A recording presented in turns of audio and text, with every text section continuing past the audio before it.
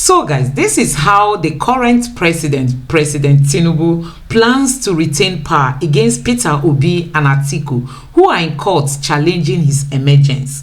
Instead of focusing on some of the critical issues like security, first, President Tinubu has threatened the judiciary, and you can see the arrest going on now. I mean, Emefiele was suspended and detained by the DSS. Now, the EFCC chairman has been suspended and detained. And you know, all these things are sending out some panic signal to the judges, those who are handling these presidential petitions. And you know, some people have even argued that if really he wants to fight corruption, he should equally arrest the INEC chairman. I mean, the INEC chairman should be suspended and equally arrested. So guys, let me allow you listen to some of the things Mr. Bola said about all this. Just listen to him speak. For the adumbration and all of the arguments to be happening in the courtroom, and when that happens, we might discuss the outcome thereafter. That's right. I mean, President Tinubu's third week. What do you make of it? Well, first of all, he made some early moves that one could look at and feel a little bit excited to say that his posture suggests that he wants good governance. However, there are so many things that you can puncture from that. For example, some of the acts of number 16, I call him, are not unifying in nature. Let me start with the Democracy Day speech.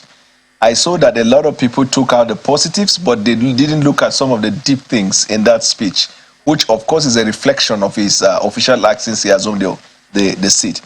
How in the world could you talk about democracy and the fight for democracy in Nigeria without mentioning Atiku Abubakar? Tinubu did not, the president did not mention Atiku Abubakar, and that to me is not reflective of the unity posture. What did you expect exactly from him? What could he have said? What were you expecting? He mentioned, because that day was a celebration of the life and the struggles of Abiola. You need to know that the person who stepped down for Abiola in the primaries was Atiku Abubakar, and the struggle continued. So I thought that he should be able to give that extended olive branch. Even Peter Obi, he ought to have mentioned Peter Obi, because Peter Obi, for the first time in the history of Nigeria, represented a move we've never had, the third force. We've never had a third force. There were efforts in the past. And coming at a time when the younger generation said they wanted a new thing, I felt that that was contributory or contributing to democratic ideals. He didn't say anything about the NSAS. The NSAS was a struggle of young people. These are acts and moves that entrench and strengthen democracy. Because what they were doing at the time was they were fighting to call, it was a civil disobedience aimed at calling the government to do what constitutionally they're empowered to do. He didn't do that. So to me, that is not right. And then secondly, if you look at some of the subliminal threats to the judiciary in that speech, to me, I feel it does not promote the integrity of democracy and the rule of law. When you are saying that orders that are tended to subvert democracy will not be tolerated. Order of court, bad or good, stays subsisting until it's overturned. Now, if you are saying that, how do you just suppose that with the many orders that Wiki was getting to twist the party, meanwhile he was going about doing everything, what would be his posture or reaction to that kind of order? We look at that as a subliminal threat to the judiciary when you have a pending case before the judiciary. Then he talked about people who don't celebrate something are not entitled to praise. To me, that speech was not a reflection of a unified Nigeria. Now, the other thing is Section 14 of the Constitution. If you look at subsection 3, it talks about the government of the federation must be run in such a way that it will reflect the principles of federal character, so that there is no dominance of a section or a people of a group in the government. It is clear from the party that this is a religiously biased government. So he needed to do more to convince the Nigerian people. How would you say so? What gives you the impression? It started with the foundation, which is, of course, the ticket. If you look at the appointment made so far, you can see it evident. And there are more appointments. Probably by tomorrow, he will release the one for his essays, and then he will send the names of his cabinet members now that the National Assembly is constituted for confirmation. You would see that. So an all-inclusive government, if you look at Section 14, is fundamental to steer what they call national loyalty. Loyalty is patriotism. For you to be able to command the loyalty of the people, you must commit acts that will be tended towards. Has he done anything wrong in terms of the appointment that he's made so far? He's just done quite a handful. Yes, many more are coming. But what I'm saying is, when you know that fundamentally the constitution of your government is such that it is questioned as one that is religiously biased. Why would you say it's religious? What are the evidence? The evidence is the MM ticket, which I talked about. And you know, that time I was criticized. But when it came to the election for the post of the Senate president, the same set of people who were criticizing me for that same principle canvassed that, look, we need a religious balance, otherwise it will not protect you elucidate the more unity. On where you picked holes on this religious imbalance that you're talking about? My idea is that if you are going to, you see, it's not everything that is stated in the Constitution. The Constitution has a word and it has a spirit.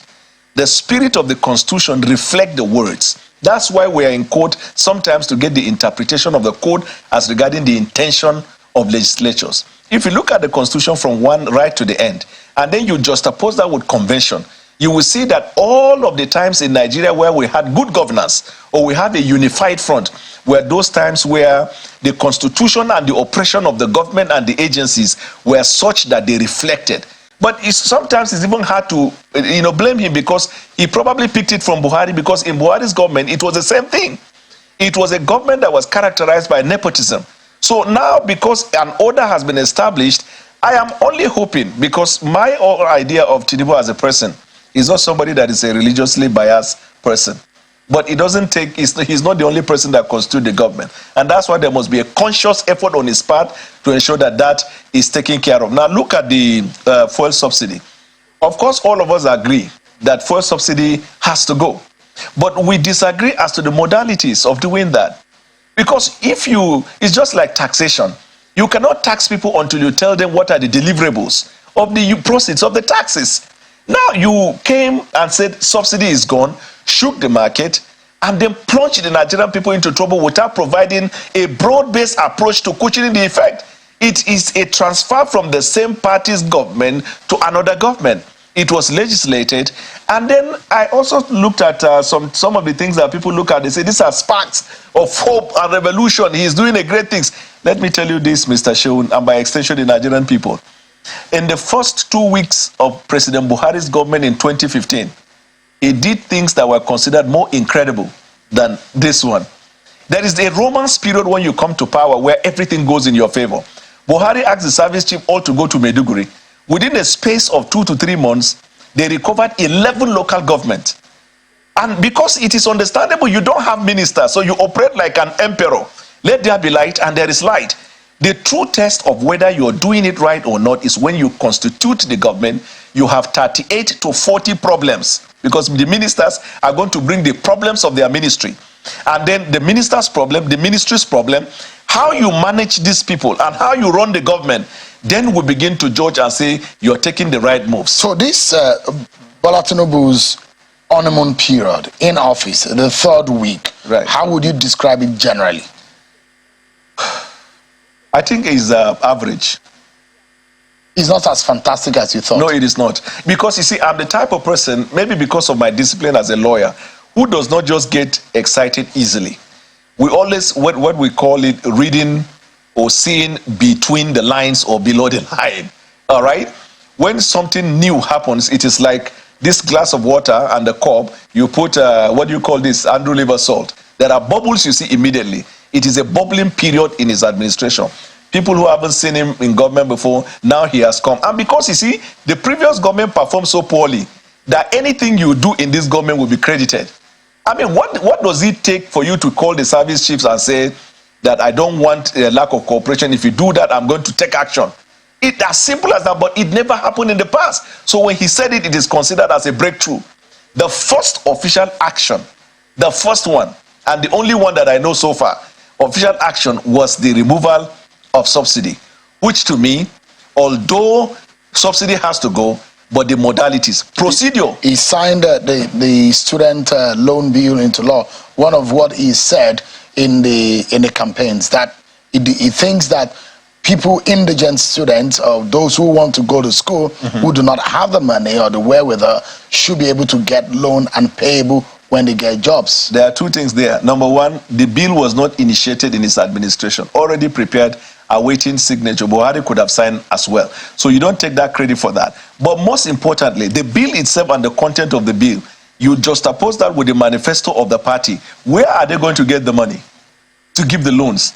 The bankers are not going to give their own money. The government will have to, and there is no well-defined strategy for that loan in that manifesto. Let me even tell you. But the act now, I mean, which is the law now, has provided that there will be a bank, there will be a board, which we have a former vice chancellor, the NUC, the minister, and all what have you. Then we will have the loan, and the bank can have his offices domiciled in the different states of the federation, and student can get access to these, the procedures for application and all of that. And I think it's an initial 1 billion naira deposit to that bank. These are some of the structures laid out in the act that I saw that was signed. In 2015, there was Administration of Criminal Justice Act that was signed. How many years since then till today? How many people have been convicted? Having the act signed is not the issue, because there must be a money. The loan there is not to collect prayers. Is it not to collect money? So what they are likely going to do, and that's why when I look at the manifesto and look at realities on ground, there are only two areas where number 16 will get money to execute. Number one, he has to investigate, he has to probe the government he took over from.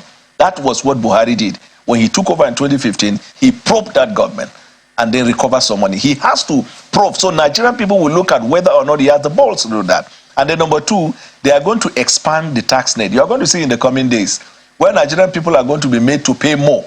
Because these are the only two areas I feel they can generate money to be able to commence the implementation of some of the things they have in their manifesto. And the idea that you remove fuel subsidy is not Uhuru. It is the administration of the money for the good of the people. Today, there is an announcement coming from the CBN, reportedly that the CBN are told deposit money banks to freely float the naira against the dollar and other international currency. Some will say it's a gradual process in achieving Bola Tinubu's aim of singularizing the exchange. How do you see that? Again, this is also part of what we had in our manifesto, that we are going to remove this idea of this dual exchange rate, right?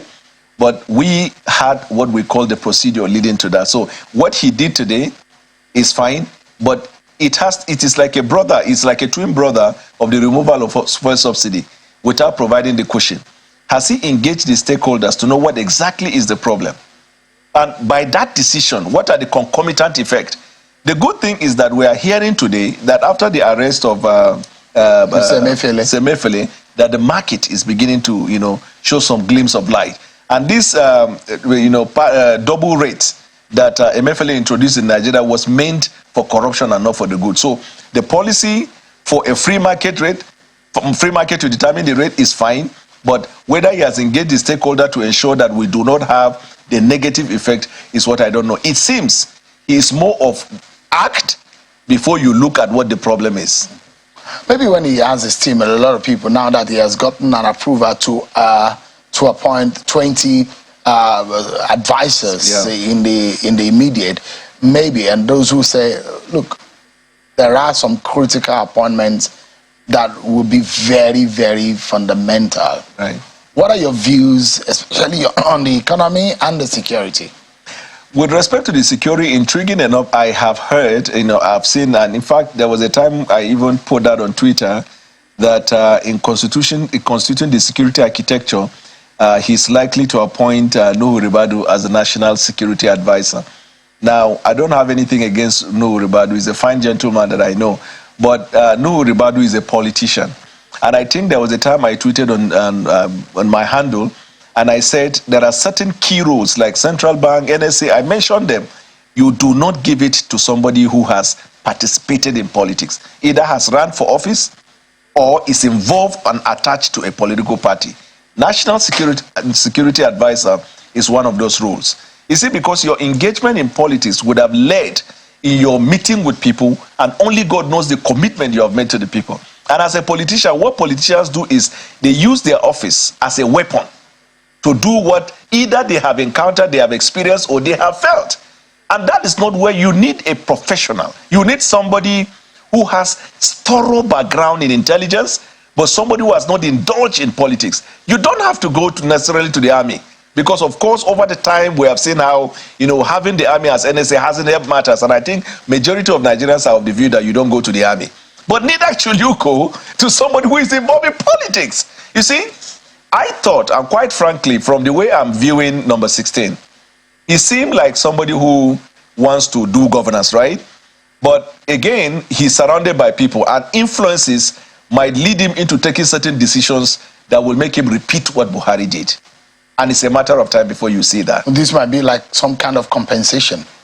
Which is totally, you see, there are places you can compensate somebody and make a minister of works, minister of whatever. National security advisor, the entire architecture of security falls in your hand. You are the one every day that will break down security briefings to the president and tell him what the situation is on ground. When you put a politician, what do you expect him to do? First of all, he will hunt their political opponent. So that office will now be used as an engine room to prepare for another 2027 rather than using it as a platform to deal with insecurity in Nigeria. So there are those who have been warning the president to say, look, be careful. Yeah. You've had a good start, seemingly.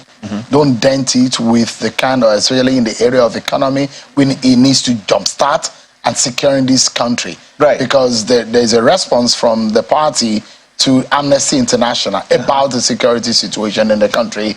An appointment in those areas would be one thing that a lot of people will keep their eyes on and say, okay, these are very critical.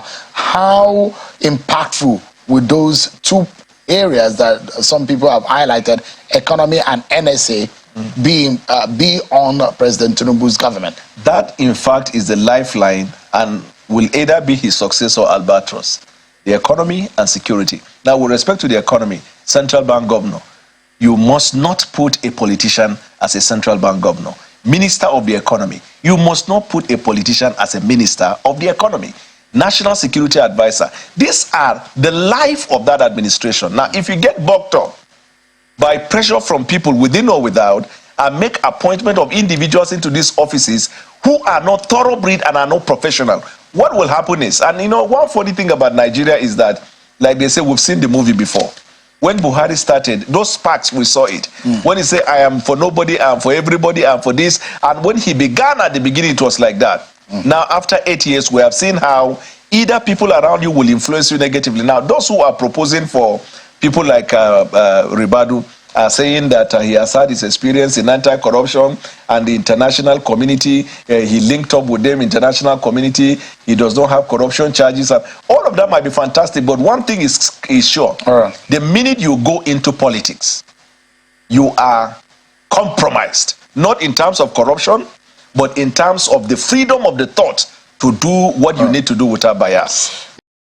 Please don't forget to subscribe to my channel, turn on the notification bell. Please give this video a like so that YouTube can recommend it to others. Thank you for watching.